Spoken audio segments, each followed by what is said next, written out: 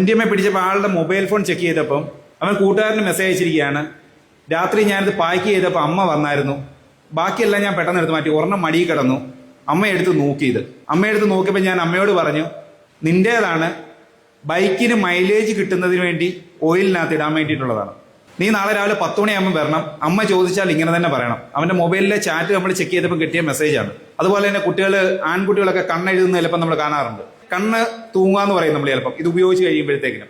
അത് അറിയാതിരിക്കുന്നതിന് വേണ്ടിയിട്ടാണ് ഈ കണ്ണെഴുതും. ചിലപ്പോൾ നമ്മുടെ കുട്ടികൾ രാത്രി 7 മണിക്ക് ശേഷം പുറത്ത് പോകുന്നില്ല എന്നുള്ളത് നമ്മൾ ഉറപ്പുവരുത്തണം. നമ്മൾ ഇവിടെ തന്നെ പലരെയും കാണാറുണ്ട്. രാത്രി 1 മണിക്കും 2 മണിക്കും ചായ കുടിക്കാൻ നമ്മൾ തടഞ്ഞു നിർത്തി ചോദിക്കുമ്പം ചായ കുടിക്കാൻ പോകുന്നതാണെന്ന് പറയുന്നത്. പക്ഷെ നമുക്കൊരിക്കലും അവരെ തടഞ്ഞു നിർത്താൻ പറ്റില്ല. എന്തുകൊണ്ട് നിങ്ങൾ ഈ സമയത്ത് ചായ കുടിക്കാൻ പോകുന്നു ചോദിക്കാൻ ചോദിക്കാൻ പറ്റില്ല. പക്ഷെ പേരൻസിന് ചോദിക്കാൻ സാധിക്കും.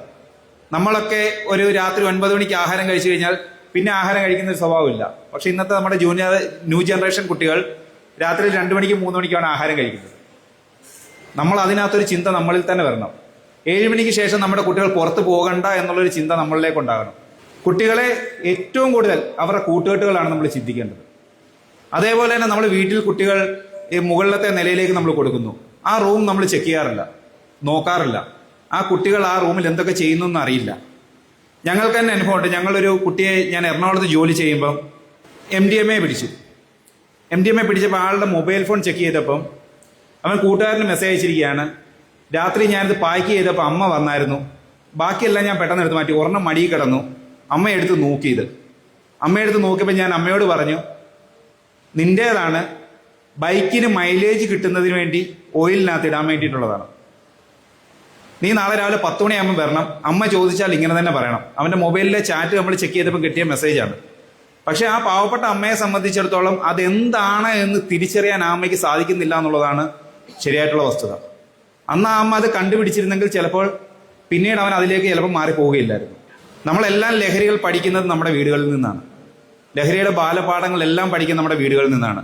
അച്ഛനോ സഹോദരനോ വീട്ടിൽ മറ്റാരെങ്കിലോ മദ്യപിച്ച് കണ്ടു വളരുന്ന കുട്ടികൾ അച്ഛൻ ചെയ്യുന്ന പ്രവർത്തികൾ എനിക്ക് എന്തുകൊണ്ട് ചെയ്തുകൂടാ എന്നുള്ള ചിന്ത ഉള്ളിലേക്ക് വരും.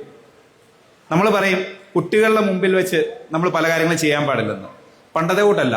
നമ്മുടെ കുട്ടികൾ അനുകരണശീലമുള്ളവരാണ്.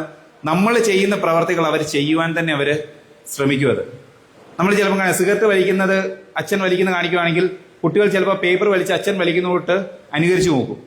സിനിമയിൽ കാണുന്ന കാര്യങ്ങൾ നമ്മൾ ചിലപ്പോൾ അനുകരിച്ചു നോക്കും. പക്ഷേ നമ്മളെല്ലാവരും സിനിമയിലെ നല്ല വശങ്ങൾ എടുക്കാൻ തയ്യാറാകുന്നില്ല എന്നുള്ളതാണ് സത്യസന്ധമായിട്ടുള്ള വസ്തുത. നമ്മൾ അതിലെ മോശമായിട്ടുള്ള എന്തെങ്കിലും കാര്യങ്ങളുണ്ടെങ്കിൽ അത് മാത്രം സെലക്ട് ചെയ്യും. നല്ല വശങ്ങൾ എപ്പോഴും നമ്മൾ ഒഴിവാക്കി തന്നെ നിർത്തും. നിങ്ങളുടെ കുട്ടികളിൽ ഉണ്ടാകുന്ന ചേഞ്ചസ് നിങ്ങൾക്ക് മനസ്സിലാക്കാൻ സാധിക്കണം. നിങ്ങളുടെ കുട്ടികൾ ആഹാരം കഴിക്കുന്നില്ല, രാത്രിയിൽ ഉറങ്ങുന്നില്ല, ശരീരം പെട്ടെന്ന് ക്ഷീണിക്കുന്നു. അതുപോലെ തന്നെ ആൺകുട്ടികളൊക്കെ കണ്ണെഴുതുന്ന ചിലപ്പോൾ നമ്മൾ കാണാറുണ്ട്.